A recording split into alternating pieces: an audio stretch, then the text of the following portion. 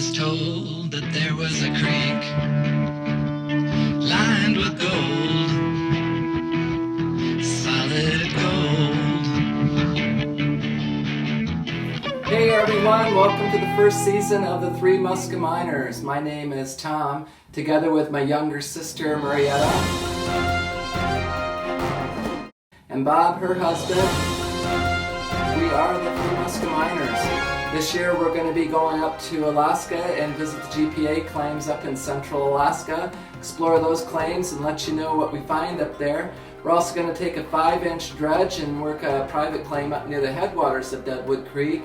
And then we'll bring it down and work on the GPA claim itself in Deadwood Creek and let you know what we find. We hope you find these videos helpful. Let us know what you think and enjoy the adventure. Lined with gold, solid gold. All right, let's get started. The Three Muskeminers are traveling from Phoenix to Fairbanks and then over to Central, where the gold claims are located on Deadwood Creek. Our route is going to be northerly in green and southerly in red. We're going to do the Alaska Highway, coming into Alaska near Tok. On the end of the Alaska Highway, there's Pip in the foreground, and then into Fairbanks. Of course, no trip to Fairbanks would be complete without a visit to the Gold Daughters for some entertainment-only panning in their gold troughs. And here's a herd of caribou we encountered on Eagle Pass near Central. All right, the Three Muskeminers made it to Deadwood Creek in 9 days from Phoenix. Got there mid-May and it was still quite cold. You can see the ice on the creek still. GPA claims consist of several claims along Deadwood Creek. These right here near Switch Creek were recently added and we'll explore those. But we're going to mostly focus on the main claim right here, and this is also the main camping area for the GPA members. There's Matt and Bob as we're getting ready to get set up there. You can see the snow on the northerly banks still. Trees are lacking leaves and the vegetation is still brown. It's still quite chilly there. 22 Pup in the foreground, and behind that is Deadwood Creek. Looking north towards the top of the claim. Now looking west, there's Illinois Bob's camp and Illinois Bob's mine right there. And here's our camp all set up. 22 Pup there on the left, Deadwood Creek on the right. 22 Pup will dry up mid-July. By end of July it's totally dry. Retta, Bob, myself, we're all set up, ready to get looking for some gold. See our camp, we got solar, there's the dredge, our utility tent, and the shower tent, side by side, which is absolutely necessary. See the different weather conditions up there, it's still quite cold, but mid-July it starts to get quite nice, as you can see Bob here relaxing. Also by mid-July there's a lot of campers that start to show up. People leave their campers out there during the week and come up during the weekend. Illinois Bob won Miner of the Month for his mine that he had going there. It was a really good mine. This area right here had been mined while we were up there with excavators and bulldozers, and looked like they were really tearing up the side over there.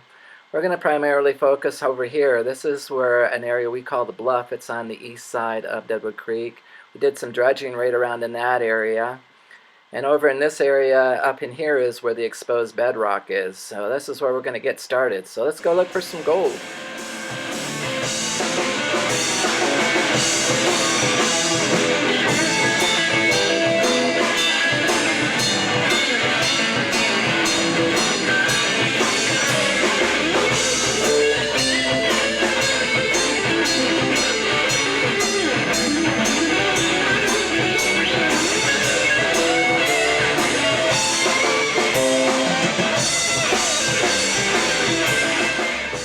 Alright, this is one of the areas we were exploring while we were waiting to get into the creek to do some dredging. This is the southerly-most exposed bedrock here. You can see Bob working on the exposed bedrock. And basically you just kind of break apart these pieces and dig the dirt out from underneath there and get the gold. You see the piles of rocks there. So a lot of people work this bedrock. You can see right now it's quite wet. There's still a lot of runoff from the snow melting up above. So it was quite damp and wet here, and we did get some rains a couple of days that really made this really soppy wet. Mid-July, it's totally dry. It's completely dry, and you can go in there with a broom and or a shop vac and just suck up the dirt. 1 to 2 inches of dirt on top of this. It looks like most of it is erosion coming off the hill here to the left. You can see the rock pile going down the center. That was all pushed up by a bulldozer, and there's some more rock there that's been pushed up in there. People work this whole area. You'll see families out here with their electric chisels or hammers, and they'll be breaking this apart and finding some nice little pieces of gold in there. You can see it's quite wet and sloppy here still, which made it really hard to work in there at this time of the year.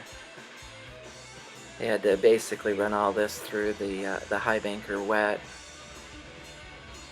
Bird's eye view of the area here. There's the bluff that I was talking to you about on the east side of Deadwood Creek. The bluff area kind of continuing. That whole slope area over there is quite nice for gold.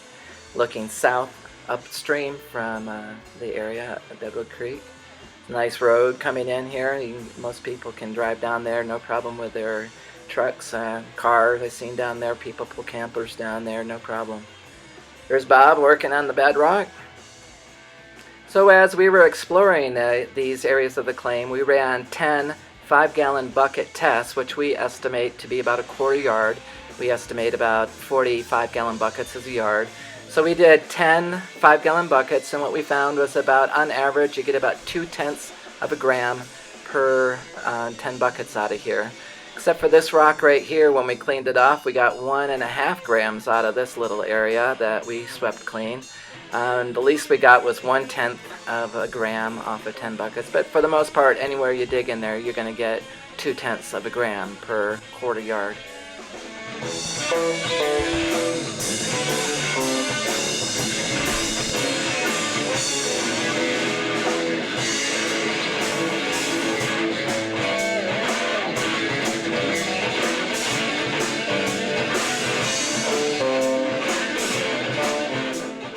So after a hard day of working here on the bedrock, Bob's getting ready to pick me up here. We got our pay dirt there in the back. We're about taking it down and run it through the high banker. Having that Can-Am side-by-side there was indispensable. We couldn't have done any of the things that we did without that. It was just, we needed that to get anywhere we wanted to go up there. It made it really easy.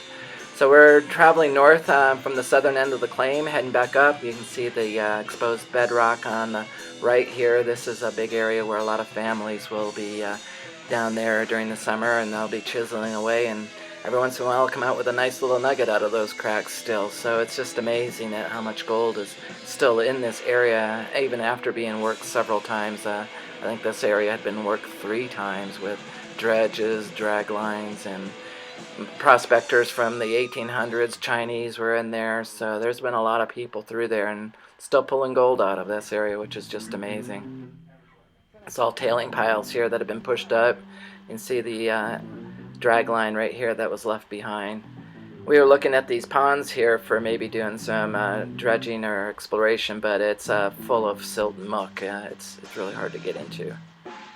So the northerly end of the claim here, you can see it's predominantly these really steep bluffs. There is a pay area right at the bottom of the base of this hill here, but it's really precarious with a lot of landslides coming down, a lot of dirt falling, you can see here. So it's really not worth my life to try to get a couple of grams of gold out of there. This area right in here is where that pay streak starts. If you go out to the left of the road as you're coming down and follow this line, going northerly, seems to be the pay streak. As you can see, the arrow goes right by Illinois Bob's mine. This is an area here that has a lot of overburden, so I wouldn't recommend it. There are people that work down in this area right there, but there's a lot of overburden. It's quite hard to work. You can see the overburden there. So this is the new claims that were added here at Switch Creek. This is Harry's claim right here we're driving down into. And this area has been worked extensively. This has all been worked and pushed over. This is a lot of tailing piles here. And the wedge claim is straight ahead there. That's Switch Creek, straight going up that valley there. You can see it's still really icy. This is end of May, and it was we couldn't get across it with the side-by-side. I ended up walking up there doing a hike, but this time of the year it was impassable with a motor vehicle, and the creek is still quite deep and flowing.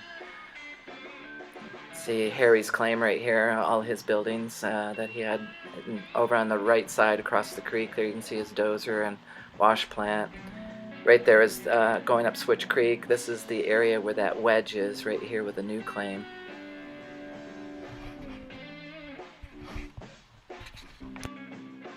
So if you go up the road a little bit up Switch Creek, you'll come out to this next claim. The Reedy family has been here for generations and been mining this area. Really nice group of people if you ever get a chance to meet them. They're up in the area about end of June, mid-June. They get up there and do some mining. But they have a really nice area on Switch Creek. They also have some cabins over on the Deadwood side that they primarily stay in. And this is where they've been working. You can see their excavators there that are parked for the winter. And this is the bluff that they've been working on. You can see the pay gravel in there that they dig out. Looks like a lot of erosion over the winter with the mud coming down off the sides. But this is their claim, and this is where they have been working, and their wash plant is over there to the right. And this is looking downstream Switch Creek towards Harry's claim. So I would say these claims are worth exploring. Check these areas out up here. There was some gold up in that area that people were reporting, so it's worth a look. So this is another claim upstream, about 3 miles upstream from the GPA claim. This is the glacier here on 15 Pup. It's a little creek coming down into Deadwood. And we needed to cross this glacier to get to where we needed to dredge upstream, so it was impassable until about mid-June. We were finally able to get across this, and the current mine owner actually helped us out by taking his dozer and scraping that off a little bit so we can get across there. They said the previous owner did over 900 ounces of gold out of that area there where the glacier was at. That's where he was mining up into 15 Pup and still went bankrupt. So I don't know, it must be a lot of fuel cost up there. But you can see the road goes right into the glacier. During the summer month, the new mine owners actually cleaned this whole area up and got rid of all of the trash and made it look quite nice. And they took several truckloads of garbage down to the dump, as you can see.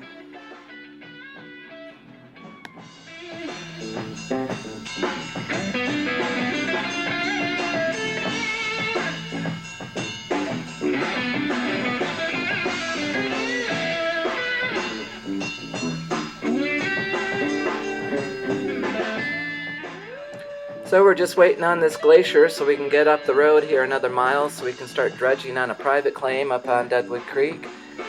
So that concludes this first video. Sorry for the shakiness. It's quite windy in this valley most of the times, but we hope you'll watch the next one. We're going to go explore the bluff and let you know how much gold is there.